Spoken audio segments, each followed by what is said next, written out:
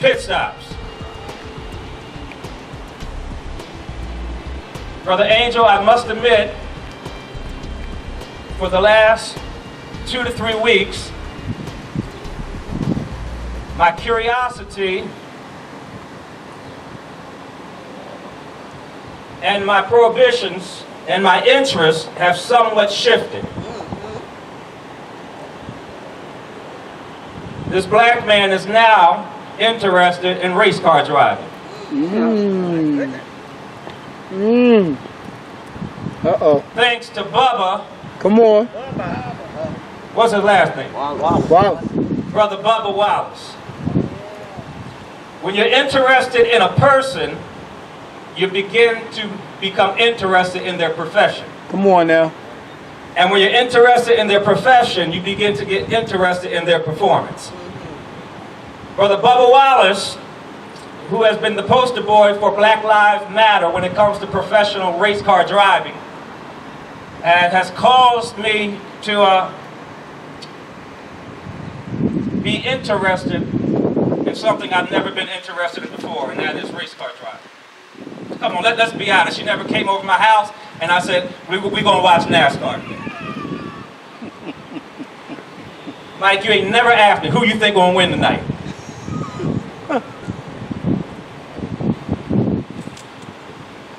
Brother Judy, what I have realized and what I've taken notice in,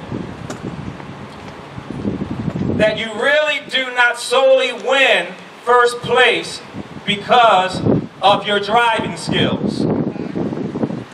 But after doing some background historicity, background extra ESPN studying, in order to be effective, in order to come into first place, it depends on how you handle the pit stop. Okay.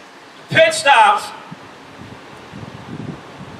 can break you or make you.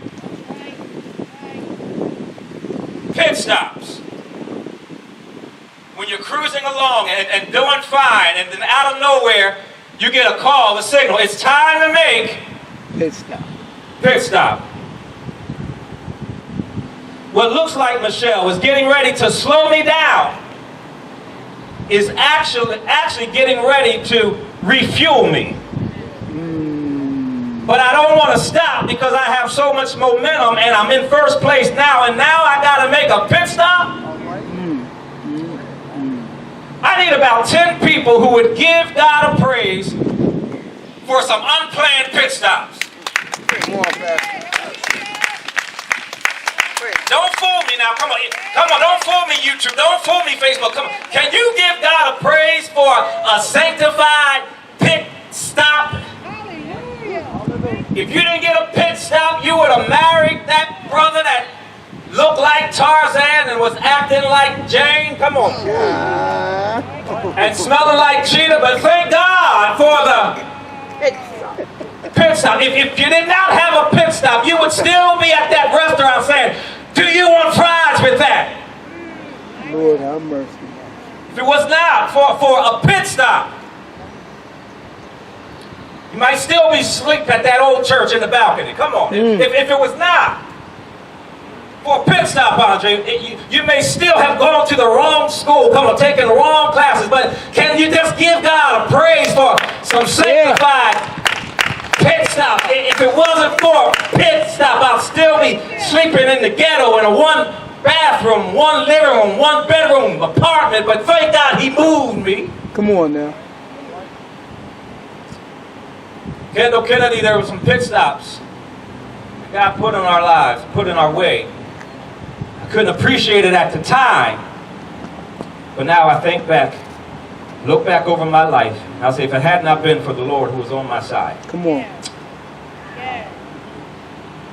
Just shared what I thought was very interesting about the pit stop is that the driver does not choose when he makes his pit stop. But the driver has something or someone in his life called the driver's engineer. Google me if you don't want to. The driver's engineer.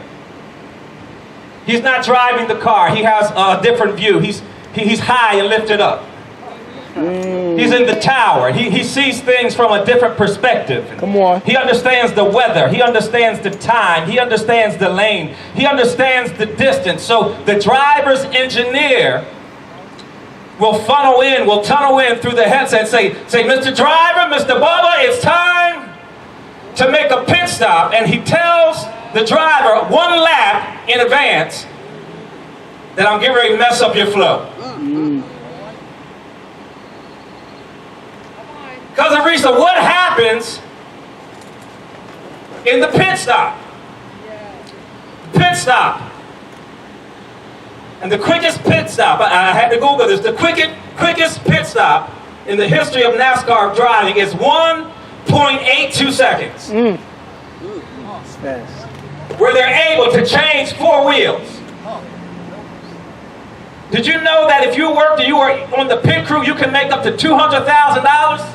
Wow. Because you're so gifted at changing things and moving things. Did you know that you can have a career in just washing somebody's window? Yeah, yeah.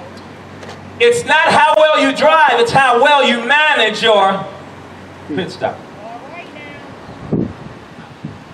So when they come to a pit stop, Verna, they get their wheels changed because places you used to go, you can't go no more. I'm kidding. In the pit stop, they change the oil, meaning God says, I'm going to give you a fresh anointing. In the pit stop, they put some more gas in you because he says, be filled with the Spirit, not drunk with wine. In the pit stop, they clean off the windshield mirrors because God says, what's ahead of you is going to be bigger and better than what's behind you. He says, I'm going to give you clear vision. Brother Shannon, this is what blew me out the water. That when the driver's engineer tells him that it's time to make the pit stop, it's going to mess you up. He cannot make the driver stop. All right. Woo! Did you just hear what I said? Perfect. When the driver's engineer says pull over for a pit stop, the driver has 100% control of whether or not he will listen to the guidance of his engineer. Yes. Because God did not make us computers, Yeah. but he gave us the ability to listen and obey to his voice. Come on. So when God tells you which way to move, you are not obligated to respond. It would behoove you to move, but God says, I'm going to give you the option and the ability to obey or disobey. That's right.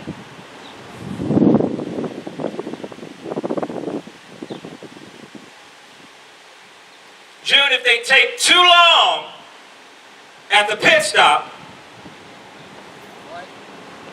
there'll be too many laps behind and they might as well have thrown the towel.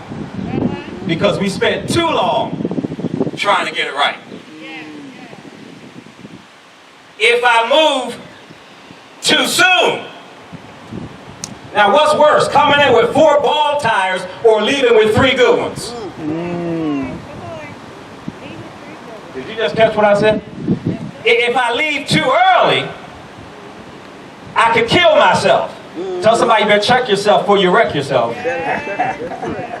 The driver cannot leave until his team, gives him the sign. Right. They say when we lift our hands, you can start moving. Yes. Hallelujah. So Sister Val, this is where we juggle the ball because God says, I'm going to send a COVID-19. Come on. And I say, God, why would you say that now I'm cruising? Got my gangster lean on. Come on. I'm making momentum. The church is growing. Membership is increasing. Yeah. Tithes and offers up. And God says, pit stop. Wow. Preach there now. Preach there.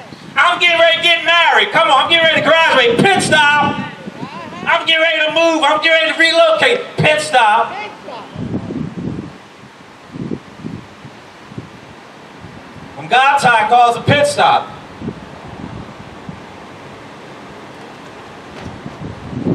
if you stay in the pit too long, you're going to get blown away. If you leave too early, you might get killed.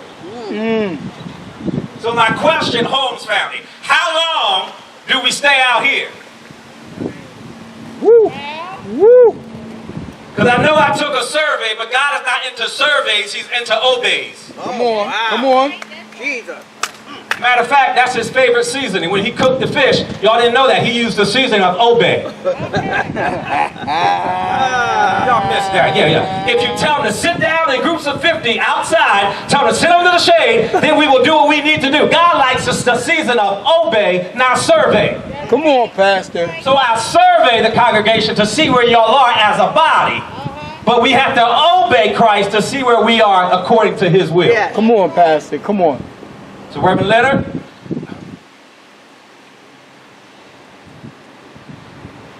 I called Brother Bubba Wallace up yesterday. I said, Brother Bubba, I said, why ain't you stop when the engineer told you to stop? He said, because the fans were cheering. Come on. And because the fans were cheering me, I kept on riding. And I stopped listening to the engineer and started listening to my fans. Uh-oh. And the fans said, keep going. No. Brother Bubba, why did you stop? Because I listened to my friends. Do you know you have fans, friends, and foes? Catch those F's. My goodness. And when you start listening to your fans, your friends, and your foes, and you stop listening to your father, that's another F. You will start listening to the surveys, and you will miss the obey, and you will find yourself crashing in a fast, quick, and in a hurry.